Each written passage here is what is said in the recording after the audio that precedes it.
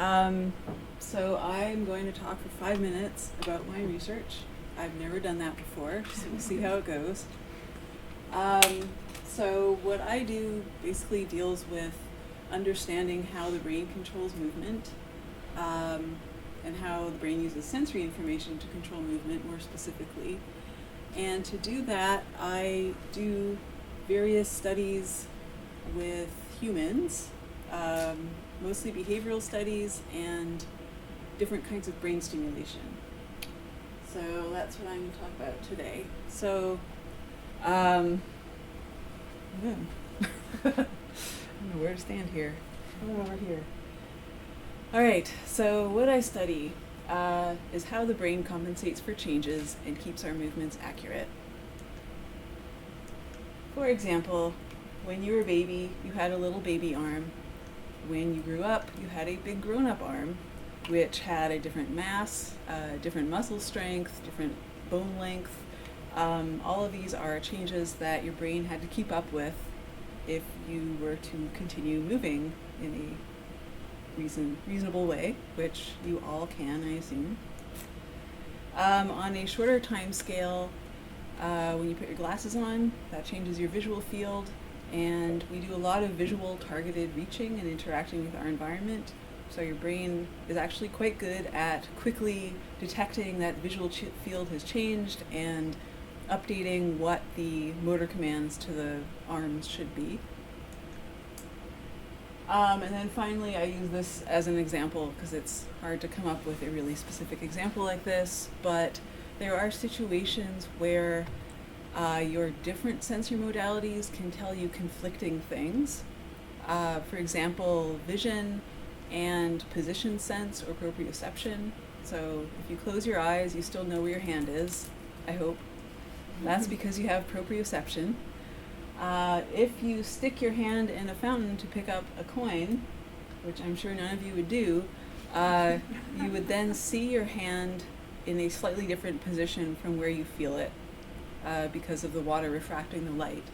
And that's a specific case that I study in the lab of the brain compensating for changes and keeping movements accurate. So I'm going to show a teeny bit of data today from an experiment using transcranial magnetic stimulation, or TMS. All right, so just ignore that. There was never any video. So TMS involves holding a figure of 8 shaped magnetic coil over somebody's head, and you run a brief pulse of current through the coil, and that induces a brief pulse of current under the skull where the brain is. If you do this over the motor cortex, which is, as you can imagine, heavily involved in controlling movement, then you can elicit a muscle twitch by activating the corticospinal pathway all the way to the muscle. So muscle twitch would look something like that. And you hear a clicking sound. That's the sound of the pulse going through the coil. It's a really nice technique because it's not painful and doesn't cause any adverse effects. So this technique is something I've used to study a question that's very interesting to me, namely, how do sensory and motor systems interact in the brain? So one question that's important in terms of clinical applications, and I do basic science research, but I still think about this, there are many patient populations who have impairments in proprioception or position sense, and we know that because we can test their proprioception.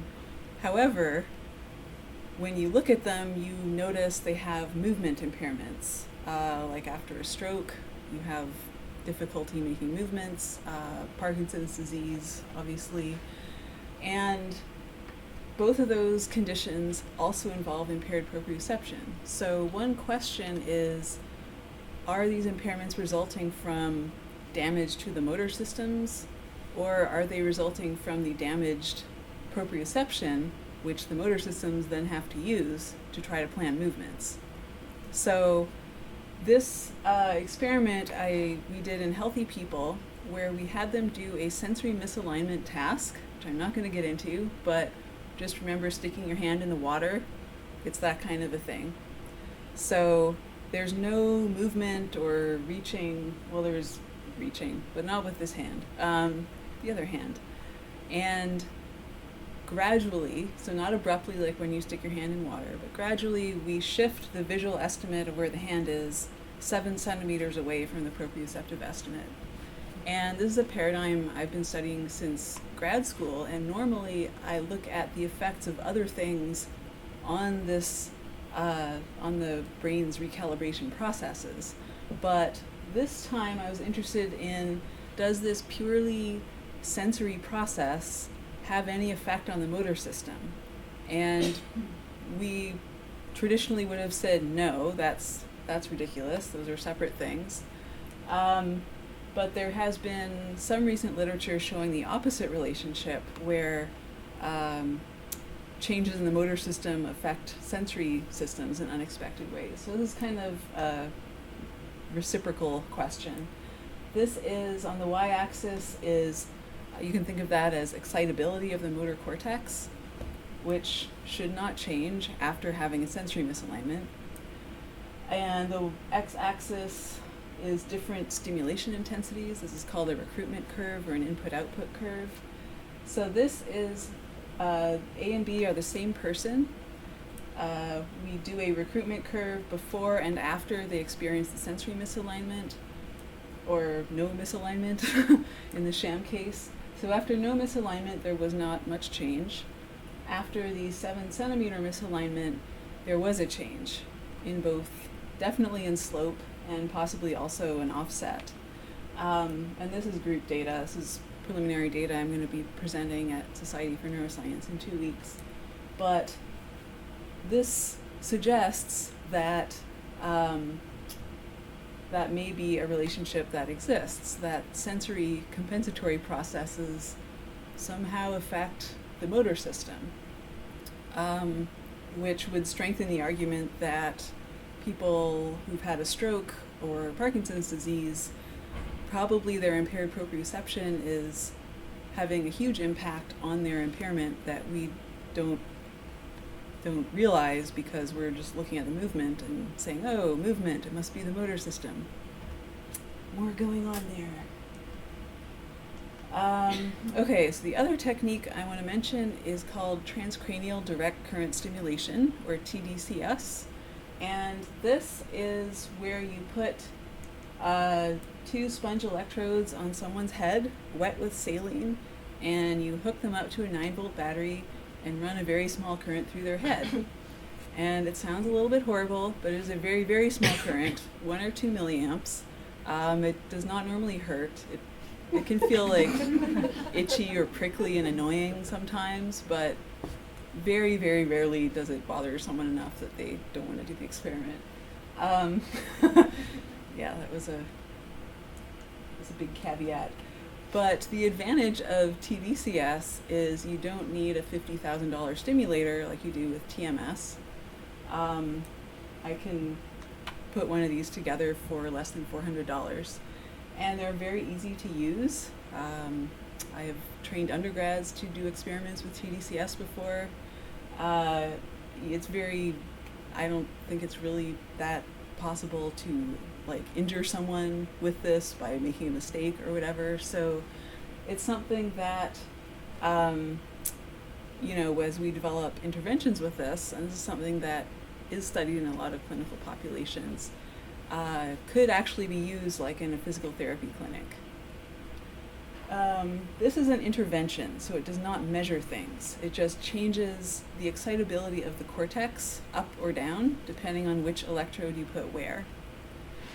So in this case, this is a visual motor learning task where people had a stylus and a tablet. This was a few years ago, and they would look at the computer monitor and see targets, and they would kind of flick the pen out to try and hit the target. And they'd be doing that for a while. This is yellow dot is supposed to be their cursor, and the white dots are the targets. And then all of a sudden, instead of the yellow dot going the same direction as the stylus, it goes 30 degrees clockwise. So you're trying to go straight ahead and you see your dot go like that, and that's not good. That's kind of a quick way to study motor learning. And we did 2 different kinds of stimulation to investigate the roles of different brain areas in this process. So there was excitatory TDCS of the cerebellum and excitatory TDCS of motor cortex, same place we stimulate with TMS. And we found that those had separate effects. So cerebellum made people learn the task faster. So they learned to compensate for that 30-degree perturbation fast. But they didn't learn it more. Like, they didn't get any better than anyone else at the end. And it did not affect how much they hung on to later on. Whereas with the motor cortex stimulation, they didn't learn any faster, but they hung on to it longer. So this is that data. This is the baseline. Error is on the y-axis. Trial is on the x-axis. So this is the group data. People were pretty close to 0. They didn't have many big errors. This, as you can possibly guess, is when the 30-degree rotation starts. So people start making approximately 30-degree errors. The red is the cerebellar stimulation group. So as you can see, they learned it pretty fast.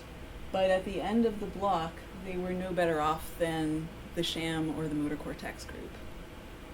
Then this part, we took away the visual feedback. So there was no more little yellow dot, and they just had to keep going with their right hand for on and on and on. This part was really boring. But we're interested in, manipulating learning is great, but it's not really useful if you can't get people to hang on to it after they're done your experiment. So manipulating retention is a big interest. And the the motor cortex stimulation group, no jargon, is the blue group here. And you can see what's called a negative after effect. So as soon as we take away the feedback, they are, because they don't realize they're doing this, they're actually going in the opposite direction of the 30-degree rotation because they've compensated for it. So now all of a sudden it's gone and they're just going 30 degrees counterclockwise. But gradually the brain lets go of that because the brain is always learning, including learning that there is no more cursor. And people start drifting back towards their baseline. But the motor cortex stimulation group drifts back slower. And as a basic science researcher, that tells me that motor cortex is important for retention. Cerebellum is important for learning or acquisition of a learning paradigm.